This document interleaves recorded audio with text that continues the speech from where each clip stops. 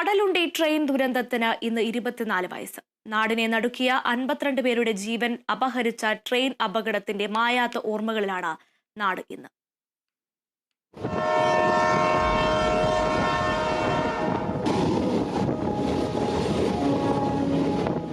2001 June 22 വെള്ളിയാഴ്ച.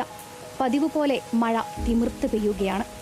മംഗലാപുരത്ത് നിന്നും ചെന്നൈയിലേക്ക് പോവുകയായിരുന്ന മംഗലാപുരം ചെന്നൈ മെയിൽ. മംഗലാപുരത്ത് നിന്നും യാത്ര ആരംഭിച്ചപ്പോൾ മുതൽ ഒരപാകത പലരിലും തോന്നിത്തുടങ്ങിയിരുന്നു. കോഴിക്കോട് റെയിൽവേ സ്റ്റേഷൻ കഴിഞ്ഞ് കടലുണ്ടി റെയിൽവേ മേൽപ്പാലത്തിൽ നിന്നും ട്രെയിനിന്റെ ഓരോ ഭാഗങ്ങളും പുഴയിലേക്ക് പതിച്ചു. പിൻഭാഗത്തെ 5 കോച്ചുകളിൽ 3 ഫസ്റ്റ് ക്ലാസ് AC കോച്ചുകൾ ട്രാക്കിനും പുഴയ്ക്കുമിടയിൽ തൂങ്ങിക്കിടന്നു. സ്ത്രീകളും കുട്ടികളും ഉൾപ്പെടെയുള്ള 2 കോച്ചുകൾ വെള്ളത്തിൽ മുങ്ങിയ നിലയിലും.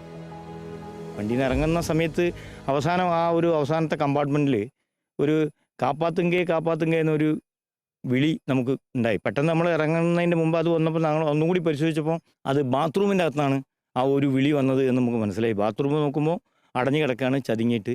അവസാനം ഞങ്ങളൊരു പൈപ്പൊക്കെ എടുത്ത് അതൊന്ന് കുത്തി നോക്കുമ്പോൾ കുറച്ചൊരു ചതിക്കി ലേശം ഉള്ളോട്ട് നോക്കിയപ്പോൾ ഒരു സ്ത്രീയുടെ കൈ വന്നു. ആ കൈ നമുക്ക് പിടിച്ചപ്പോൾ കിട്ടിയില്ല. വീണ്ടും നമ്മൾ കുത്തി അത് തുറന്ന് ആ സ്ത്രീയെ എടുത്തിട്ട് നമ്മൾ പുറത്തേക്ക് തോണിയിലേക്ക് കയറ്റി കൊടുക്കുക.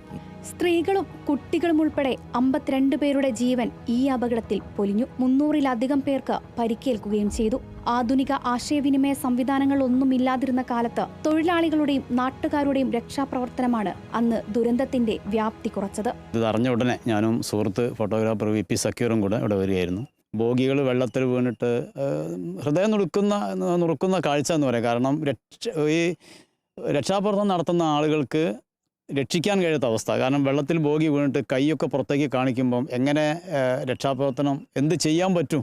മണ്ണിൽ പൊതിഞ്ഞ് കിടക്കുന്ന ഒരു ബോഡിയുടെ ചിത്രമൊക്കെ എടുത്തത്. അതുപോലെ ചാലിയ സ്കൂളിലെ എന്നും കണ്ടാൽ ചിരിച്ചു പോകുന്ന ആ സെദരി മാഷയുടെ ബോഡി എടുക്കുന്ന അതൊക്കെ സത്യത്തിൽ ഞാനൊക്കെ വളരെ കണ്ണീരോടുകൂടി കണ്ട ഓർമ്മ അത് ഇന്നും അത് മനസ്സിൽ ഇങ്ങനെ തങ്ങി നിൽക്കണം.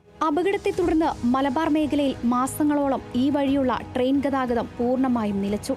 അപകടത്തിനു ശേഷം പഴയ പാലം പൊളിച്ച് പുതിയത് പണിതു.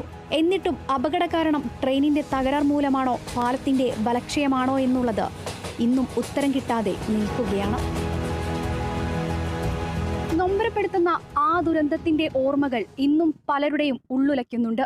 24 വർഷം പിന്നിട്ടിട്ടും അപകട കാരണം അവ്യക്തമായി തന്നെ തുടരുകയാണ്.